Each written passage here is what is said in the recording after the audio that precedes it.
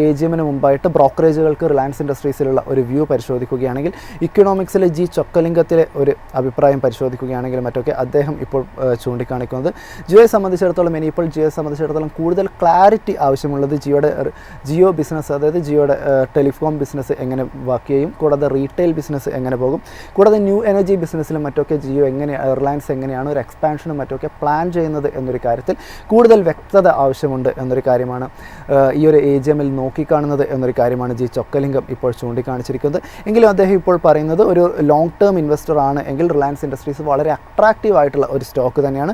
ഈ ഒരു നിയർ ടേമിലും മറ്റൊക്കെ ഓയിലിൻ്റെയും മറ്റൊക്കെ കാര്യത്തിലുമുള്ള ഒരു റിസ്ക് കൊണ്ട് ആരും ഒരു ലോങ് ടേം ഇൻവെസ്റ്റർ ഒരിക്കലും റിലയൻസ് ബൈ ചെയ്യാതെ ഇരിക്കേണ്ടതില്ല എന്നൊരു കാര്യം അദ്ദേഹം ഇപ്പോൾ ചൂണ്ടിക്കാണിക്കുന്നു. കൂടാതെ UBS-ൻ്റെ ഒരു വ്യൂ പോയിന്റിലേക്ക് കടക്കുകയാണെങ്കിൽ അടുത്തൊരു 12 മുതൽ 18 മാസം, അതായത് ഒരു വർഷത്തിനും ഏകദേശം 1.5 വർഷത്തിനും ഇടയിലുള്ള ഒരു കാലയളവ് പരിശോധിക്കുകയാണെങ്കിലും മറ്റൊക്കെ ജിയോയുടെയും മറ്റൊക്കെ കൂടുതൽ ബിസിനസ്സുകളും മറ്റൊക്കെ വന്നു തുടങ്ങും എന്നും അവർ പറയുന്നു. കൂടാതെ റീറ്റെയിൽ ബിസിനസ്സിലേക്ക് കടക്കുകയാണെങ്കിലും മറ്റും ബിസിനസ് ടു ബിസിനസ് സെഗ്മെൻറ്റിലും മറ്റൊക്കെ മികച്ച രീതിയിലുള്ള ഒരു മുന്നേറ്റവും മറ്റൊക്കെ കമ്പനിക്ക് കാഴ്ചവെക്കാൻ വേണ്ടി സാധിക്കും എന്നാണ് ഒരു വ്യൂ പോയിൻ്റാണ് നിലവിൽ ഇപ്പോൾ UBS ഇപ്പോൾ ചൂണ്ടിക്കാണിച്ചിരിക്കുന്നത്.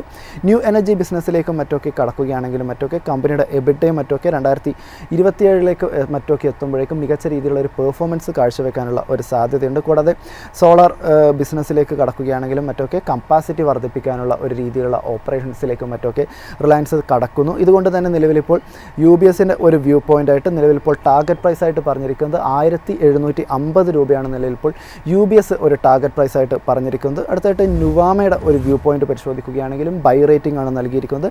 ടാർഗറ്റ് പ്രൈസായിട്ട് പറഞ്ഞിരിക്കുന്നത് 1733 രൂപയുടെ ഒരു ടാർഗറ്റ് പ്രൈസാണ്. നിലവിൽ ഏകദേശം ഒരു 23% അപ്സൈഡ് പൊട്ടൻഷ്യൽ ഈ ഒരു ഓഹരിക്ക് കാഴ്ചവെക്കാൻ വേണ്ടി സാധിക്കും എന്നൊരു കാര്യം കൂടിയാണ് നിലവിലിപ്പോൾ നുവാമ ഇപ്പോൾ റിലയൻസ് ഇൻഡസ്ട്രീസിനെ സംബന്ധിച്ചിടത്തോളം സൂചിപ്പിച്ചിരിക്കുന്നത്.